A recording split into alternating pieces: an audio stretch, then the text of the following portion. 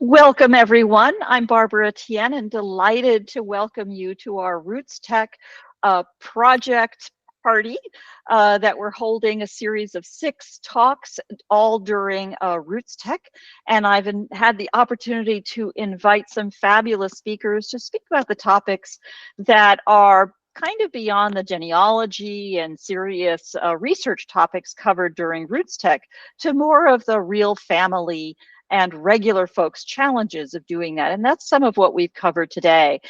In this morning's talk, we had Carla von Vermetti-Stout, who spoke a little bit about her own journey in getting to that shareable family archive. And I'd encourage you to take a look at that recording on our site at projectkin.org. Tap the button and you get to the forum at your earliest convenience. And this afternoon, Pacific time, this morning, in Brisbane, Australia, is Victoria McGregor.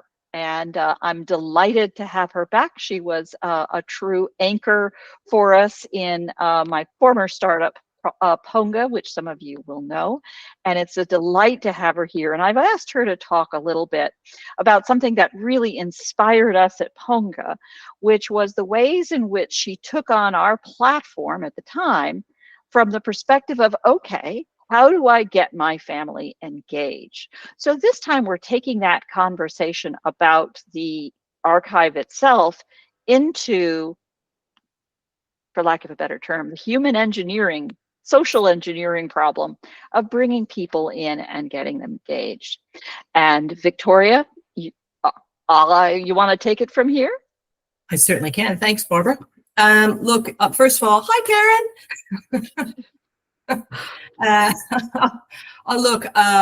So I've been around for a while. Barbara and we figured it out. We met about 3 years ago through the previous Ponga world, and then I was introduced to Karen and to Anna. And I've been on a bit of a hiatus over the last year, so forgive me if I ramble on a little bit. But I think what Barbara is wanting me to talk about, and it's really quite easy for me because it was a bit of my baby. A lot of it for me I was very excited about Ancestry. I had an album full of old family photographs, and not a huge family. I have about 25 cousins, but we're scattered all over the place. And I had probably email addresses for 3 or 4.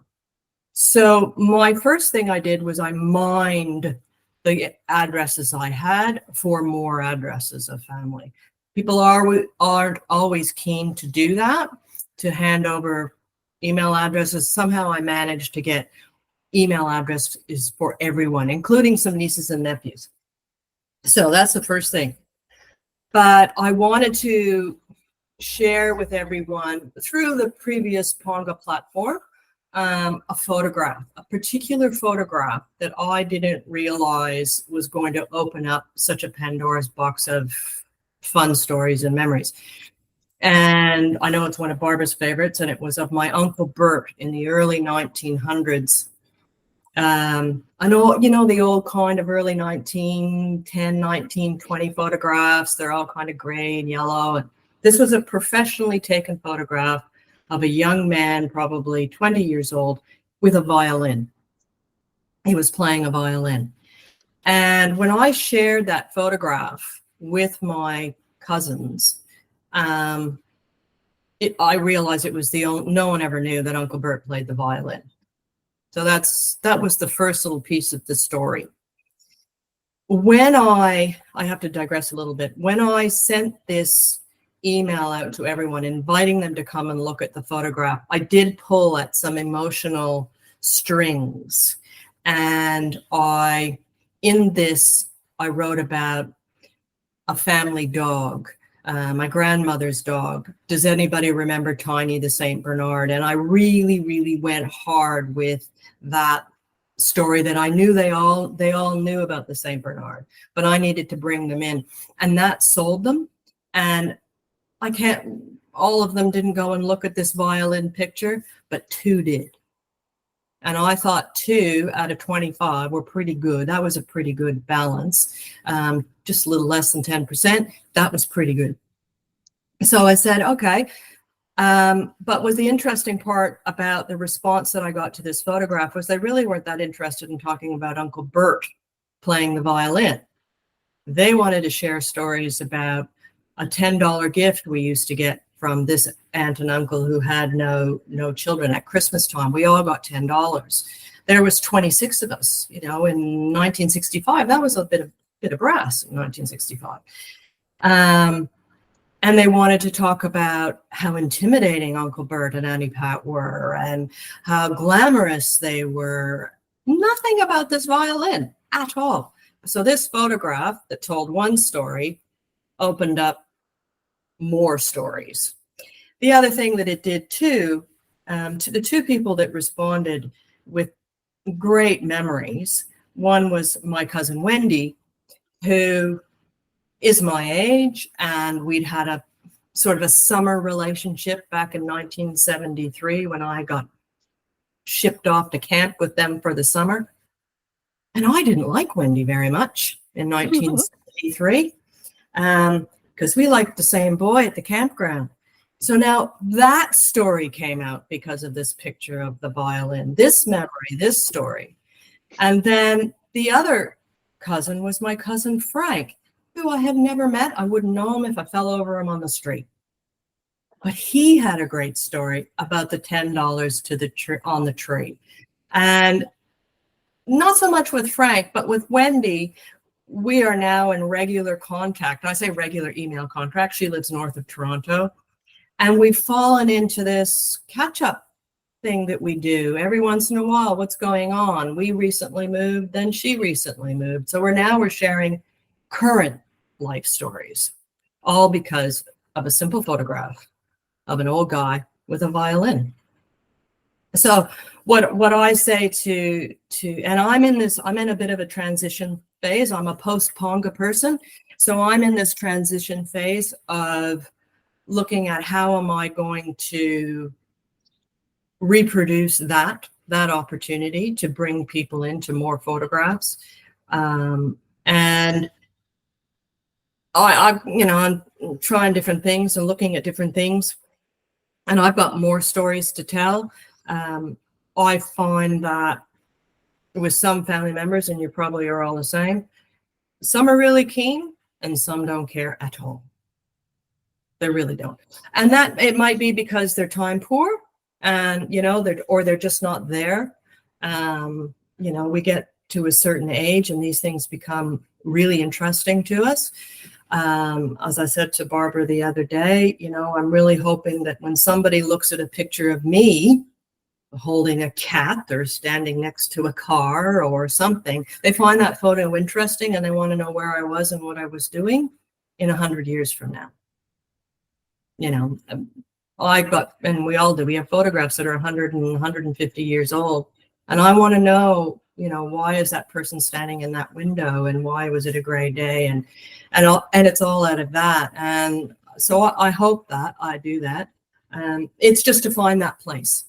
And there is a sweet spot that gets people engaged. And I used an email invitation filled with a story to get them to come in. I remember that story being impressing me so much, especially at the time that you first told me about using, it was paperless post, yes, to dazzle your recipients and pay attention. Yep. Because frankly, at Ponga, we put a lot of effort into creating beautiful emails. Separate issue on deliverability and all those kinds of things, because frankly, from a technology perspective, that's hard. Greetings all around. It was an informative experience at Ponga. And I feel like I have grown, matured, and learned a lot from that experience. From the talk, as you will have a chance to listen to later, and those of you watching from home in bunny slippers will appreciate pulling all of these talks together. Carla's talk walked through her journey of getting there and that challenge of engaging family. As you're talking about this, I'm really struck again, maybe it's my maturity hitting me, but loneliness is a thing with the elderly. I don't know who I'm talking about being elderly here, But as we reach a certain age and our kids are grown and have their own busy lives, our loved one, our elders, our even aunts and uncles have passed or are elderly or can't get engaged in the technology, reaching our classmates and our extended family who are cousins, suddenly there is a friendship and a kinship and a shared experience that we'd never realized Mm. before. And I think what you're touching on, what both of you have touched on, is really ways to start getting at that. Your story, and I think coming back to artifacts and things, I mean, hits the heartstrings, of course, in your story. But there were things that you learned and ways to ask about that and keep going. Can you tell us a little bit about that? Look, I think that with moving forward with getting people engaged, it went beyond just the violin picture. What that allowed me to do was to open it up more. I got a little bit more creative and inventive with my storytelling, and I was very fortunate to have some old 8mm video with photographs. So I mean, I learned an awful lot in my time when I first met Barbara. I learned how to do all kinds of things. And I found a way to incorporate a little bit of video with a photograph. Maybe it's transferable. Maybe it's contagious. When I would get really excited about a photograph or a video and put something together that I thought was Oscar stuff. I thought this was like, I was going to be standing on stage with a gold statue. It seemed to get more of a response. The more excited I got about it, the more response. So I had an old video of my grandfather, who I never met, with this dog that I had met. And he there's no sound. It's from the late 50s. But I can see him moving and talking to my brother, who was a little boy at the time. And it was really, it was voyeuristic, but it was very emotional. I was looking at something. I wasn't there, but these were people who were my blood relatives. So I got very excited. I shared that, and that got a huge response. And not only that, I got more videos back of the dog. So Tiny was the Saint Bernard. Tiny's the dog. Tiny the Saint Bernard. These things, when you like slip right past the rational brain to the heart, you latch into memory, and it's the crack of dawn for you, or relative. It's still coffee time for you now. You will not have had a chance to see the opening act at Roots Tech. I think it was 10 a.m. Talk this morning. They show a video for family. This part of the Family Search introduction. And the film they show is a three-hanky champion, and it's speaking to the idea of memory and how important memory is. They even show a video to an older person about their loved ones and their memories, and they're using a projector, or at least the device of a projector, so you hear that rat rat rat rat sound. It like hits all the notes. It's marvelous. I'm going to drop you, I'll drop into the chat, and obviously I'm throwing a few in here. I'll drop into a chat the link that I put in a Projectkin way to get in there quick and easy, so you can listen to it. Now do that. But I think that's part of it. And for me, I think that's the biggest part of it, is if you are moved by something, and we're not all, writers, and, we don't have that gift of the Hallmark thing, but I think that if you're excited about it and you're emotional about it, you'll be able to spark that in somebody else. It will come out, and they will come back. And if they're excited about it, and they see something, and they're going to mention it to somebody over the dinner table, or it's going to get forwarded in an email. Something is going to happen, and that story is going to get bigger, and you're going to learn stuff that you didn't particularly, you were ever going to get the chance to know. Because these cousins of mine, I was never ever going to sit down across a table from them, not in a fit. So I think that for me, it is always a challenge.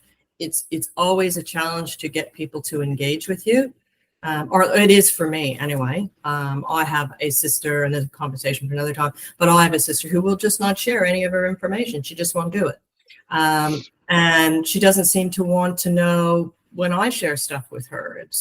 It feels competitive, but it's not. It's no reason for it to be competitive. If I find something out, if I find a little nugget in the ground, I want to share it. And some people don't. So that would probably be the biggest thing, is just to let it out. I mean, just let it go. I unfortunately, I'm sort of recovering from a family where there were important subjects that were private. There were important subjects that were secrets. And in my advanced age, I look at these things now that I am healing from those secrets. And part of my own effort is to respect them as private for when they need to be. It's someone else's story to tell. It's not my story to tell. But some of these were mine, but that's a separate issue. But finding the time to open them up, and sometimes that's about creating the environment to have those conversations. And I think that's where privacy becomes so important. My Ponga phrase I used a lot, because Ponga had a lot of privacy, was the conversation that you have in the living room is not the same as the one at the mic in the town square or recorded on Zoom, because there are deep subjects. I mean, I haven't talked about these family issues either, because it doesn't really matter to anybody else. What does matter to everybody else is finding that they too can find the permission, the space, the context to have those conversations. Often privacy creates the space, and then the tone and expectations and everything else to get there. And sometimes email is just a piece of it. People have to feel invited. They have to know what's going to happen with what they share, and all of those other kinds of aspects. Yeah, I think so too. I mean, I have those, the transcripts of the comments on the violin picture. And I mean, it's just me. I would never repost those comments to another platform. I'd never copy and paste them and post them into another platform without saying to these people, look, this doesn't exist anymore, but I'd like to share your comments, make them available to everybody else who was originally there, and this is what I'm going to do with them. Because they're not my words, they're their words. And so I would never do that. And privacy is important, absolutely important. We are talking about people that aren't around anymore and haven't been around for 50 years. But it's still important. As you say, some of those stories, were private and need to remain private. I had an experience with that as I went to England in September, and I was fortunate for some of you may have remembered, I did this whole thing about a pub in the UK called the Black Dog. And I learned through my research that Black Dog pub, for all intents and purposes, was my family ancestral home through the 1800s. We were all publicans. And I was so oblivious, and you're going to think, at least I'm admitting it, I was oblivious to what the word publican even was, because I was doing ancestry and I was going through all these censuses. And I said to my partner, I said, Michael, what's a publican? And of course, he was born in the UK. His head just about exploded. And he said, well, it's a person who runs a pub. Oh, okay, this is all making sense. Anyway, so off I go to England, and on top of my list is go to the Black Dog pub. And I want to, touch the walls and everything and sit in a chair, hopefully see old Benjamin Helm, who owned it, but he didn't present himself. Anyway, I meet with two local historians, fabulous guys. And really, they arrived with a grocery bag full of the local archives. These are from the 1800s documents they pulled out of the church, opened them up in the pub. And what I learned in about 3 hours' time, the biggest takeaway for me was I had a grandfather, and none of my family knew this. I don't even know if my mother knew it, but he drank himself to death. In the early 1870s, he was a publican. He literally drank himself to death, and they found him dead on the pub floor. Big story. Big story. But for me, that's not the whole story. The whole story is, why did he drink himself? to death? That's what I want to know. And all you just start scratching away. And so this would have been my great-grandfather, my great-great-great-grandfather. It explained a lot of stuff to me from all the research I was looking at, the sad things you'd see in all the information. And I felt it was a huge, it wasn't a, based on tragedies. It was a tragedy at the time for the family. But I was so quick. I wanted to share this so fast, but I haven't yet. I haven't shared it yet because I'm not 100% sure how to tell it. And once I've got that figured out, it might be an article.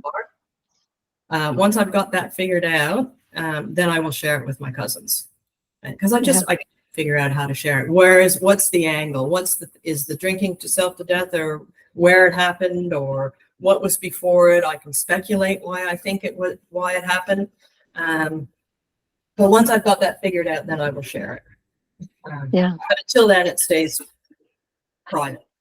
By the way, to slip in a little plug here, our what we call our project recipe events, one of the kinds of events that we do here for Projectkin, is having someone who has completed a project talk about how they completed that project. And I broke my rule on that to invite an old classmate of mine who has finished and been very successful with her first memoir and is working on her second. So she's in the process of figuring out how to tell the story. She's an experienced journalist, actually a professor of journalism at Columbia School of Journalism, no less. So she knows how to tell stories, but it's a process. And so we get to talk to her in the middle of that crafting.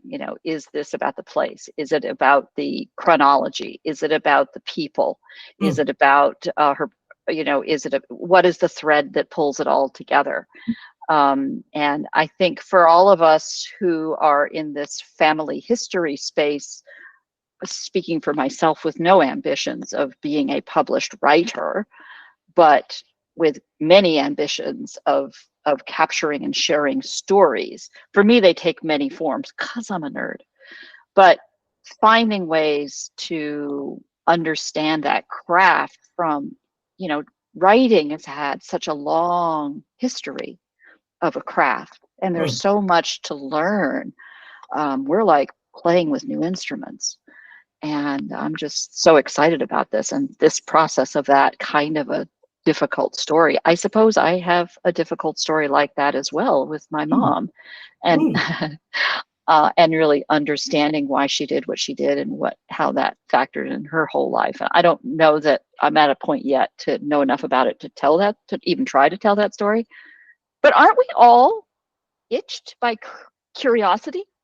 I think so. I think it is. It is. We are curious. Unfortunately, we are curious, and maybe it's human nature. I know, because I travel a lot, I know the best stories that you can tell about your traveling is when things go terribly wrong. Nobody's really interested in the pretty flowers in a field somewhere. They all want to know when you got a flat tire on the side of the motorway. That's what they're really interested in. So I think it's the same with family history. We're looking for that intriguing little story, the little tidbit that nobody knows, and we want to share that. Nobody wants to know about the pretty summer wedding and everything was perfect. No. They want to know about a house burning down or something terrible has happened, and why did it happen? And so we're curious. We're curious about that. That makes a much more interesting. When there's a villain, it's a much more interesting story. It's funny you say that, because in the context of the earlier remark about journalism, I suddenly was thinking about the classic man bites dog, a newspaper story about a dog biting a man. Well, I mean, a man walking a dog is not interesting. No. A man bites dog is interesting. Very interesting. And very that, yes. I think for Projectkin, that's what I mean by a hook. Yes. But that hook pulls you. And it's the itchiness, it's that curiosity. Genealogy, in my view, is like engineering. Genealogy are the facts that keep your bridge to somewhere else steady and solid. But the thing that makes you want to cross the bridge is the hook. Yeah. And it is finding that hook, and that's why with this black dog, with the photograph of my Uncle Bert, the hook was the violin.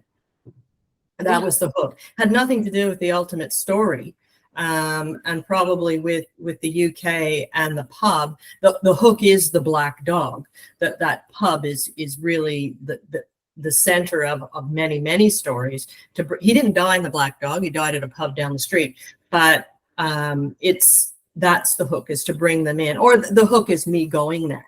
I don't know, but there will be something that I will be able to bring them in, and I just have to really think on that one. I just don't know. There's other stories too that are really interesting, but that one is for me because he was sort of the forgotten great grandfather. I never really put much attention to him. It was always the other side of the family that was the interesting fellow. He did all the good. He was, but this guy, not so much. So yeah, that's what I plan on doing. But and I don't know if everybody else comes across the same problems that you're trying to engage family. It's very different from having a business on the internet and you're trying to reach as many people as possible, and you're going to grab them no matter what, and you're putting feelers out all over the place. Wires are going everywhere, and you'll scoop whoever comes. This is specific. You want your family to come in. You really want them to be engaged. So it's a very small field that you're picking from, and it's hard. It is really hard. That's a brilliant insight, because we talk about this a lot as Projectkin being platform independent. And frankly, with my own experience, I'm trying to succeed with a platform.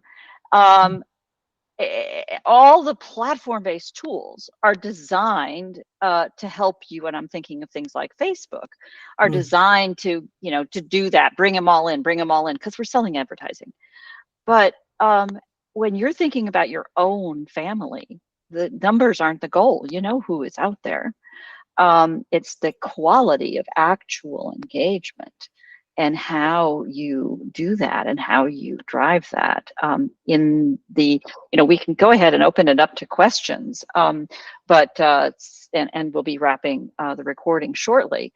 But just to tip again to Carla's talk earlier today, with a different kind of platform in terms of a model, but also one founded by a Projectkin member, Simon Davies, but looking at it a little bit differently in terms of what you're trying to accomplish, and funded and supported differently in terms of what you're trying to accomplish, and how you get that, what you talk about publicly, what you keep private, and how you go through that.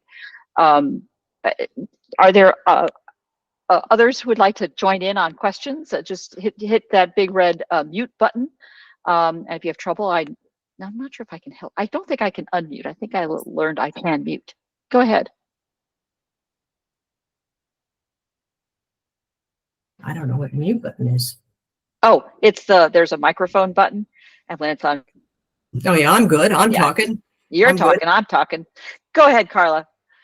The idea of a hook is really good, and especially with my blog posts, I know the ones that I get the most response to are when I'm telling them something that's just a little out of the norm or it's unusual to the family.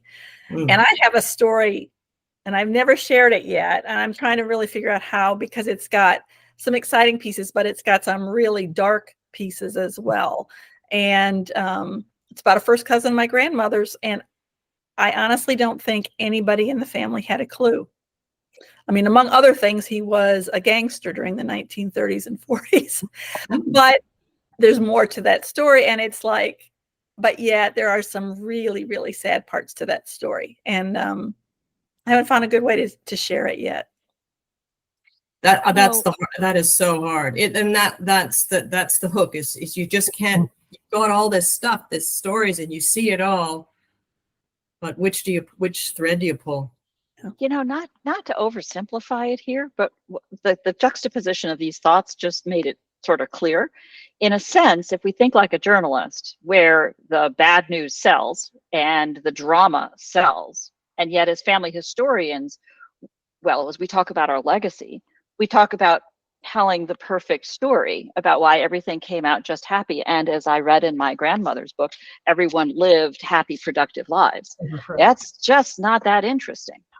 So why do we want them to be engaged, to just dig up the dirt? It's like those 5th grade kids learning about the Dark Ages and torture. You know, they love that stuff. It's it's in contextualizing, it's in telling a larger story. And you know, Karen, I don't know if you can see me, but I'm looking at you because I'm thinking about an experience. You can hit that mute button. There you go. You know where it's coming. Okay, Anna, you too. Okay. Yeah. Yeah. Hit me with it. You guys are experienced storytellers and have been there in terms of that balance of a challenge. Mm-hmm. How do you solve that? I think that when you talk about why you lift up these stories that are like, I recognize what Victoria is talking about with this publican who drank himself to death. It's like My Soldier that I wrote about. It's someone who hasn't been talked about at all in the family. It has been, you know, you try to take them away from the story, from the storyline and from the family, because they had an accidental life or a bad life or a bad ending. And it's a way for us, because we are a bit further away from them, and we want to lift up the truth. We want to add them back in the family and not be forgotten. However, you know, 100, 150 years ago, that wasn't the case. They wanted to have this fantastic life where everything was good and brilliant and living up to this fairy tale story. Yeah. Today, we know that life isn't a fairy tale. No. Yeah. And we want to show both sides of it. Yeah. Because they are needed to understand the whole thing. So I had a discussion earlier today on an editorial meeting for a genealogy association membership paper, and the theme for the next issue is going to be about different kinds of occupations in the local area, and that would be mining and making charcoal and, you know, floating timber down the rivers, and lots of accident-prone jobs. And you're going to have to write about the bad bits, but you will also have to write about the good bits. So yes, you might die in the mine, and it's filthy and it's dark and it's wet. But imagine celebrating Christmas 200 meters down inside the earth in the mountain, having a Christmas tree, having lots of miners playing instruments and singing songs that they have written themselves, and handing out, you know, papers, drinking their moonlightning stuff, brews and the coffee, of course, preferably mixed. So it's like those two sides to everything. It's the yin and yang. Yep. Yeah. And I think that is important for us, and that's why we try to lift up all the bits that have been left out. Yeah. I agree with you, Anna. It's almost, to use the vernacular so popular in the media right now, we don't want to create a cancel culture in our family histories. And so finding ways to share those stories. It's easier when a family member is long dead, although as you're hinting, Vicki, you know, there's can be some resistance too when folks have a different view of what's proper to share and what's not. However, those sometimes, to be polite, rough around the edges family members, I have them in my way back family as well. I think there's a pirate in there somewhere, but that's another story. Ooh. And that is that persistence and determination and courage, even if it might play out on the wrong side of the law occasionally, or in ways that would not be for the etiquette pages. They're part of what makes your story, and as well as all the beautiful ordinary stuff that we'll talk about too. But bringing that in is important. It's just how to do it in a way that you sleep well at night and you can have this book out on your coffee table. Yeah. Yeah.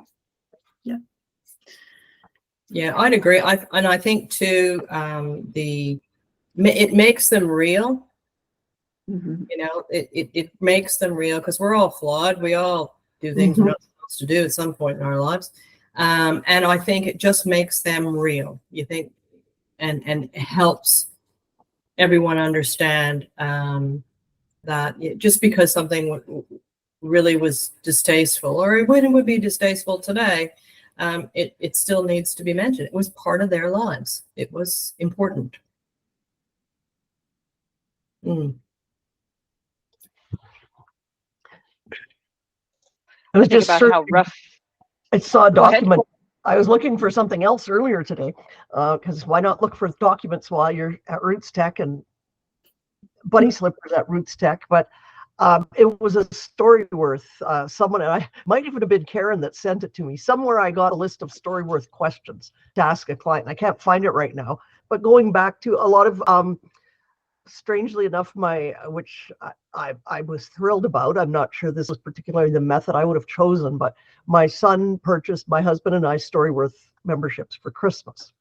So it's nice to have a kid who wants to hear those stories. But so far, all the questions are, what was the best? What was the favorite? What was this? There's not any questions about, well, what was it like to be, or like whatever kind of thing. What was it like to have your mother have cancer when you were 4 years old? There's nothing to bring out those kind of stories. And yet, and I put that quote, my favorite quote is, "We are who we are." I think it's from Downton Abbey, actually. I think it's the source. I could go look, actually have it on a wall plaque, because of they were who they were. But understanding why they were who they were gives a lot of insight into why we're who we are. And I think that's those tough stories. And my family, we have quite a few of those tougher stories in my family. And I asked an aunt once, because my mother and my father weren't married when I was conceived, and so I had one aunt that I would have known him. She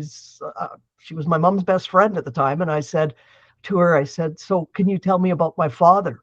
And she goes, "Well, what do you mean?" She goes, "Your father's so-and-so." And that's my father who adopted me when I was 7, my mother's first husband. And she said, "Oh, he's your father." And that was the end of it. And it's like, well, what about the other guy? Like the guy who was my actual father. So that was just like, that generation was like, "No, we're not even going to talk about that."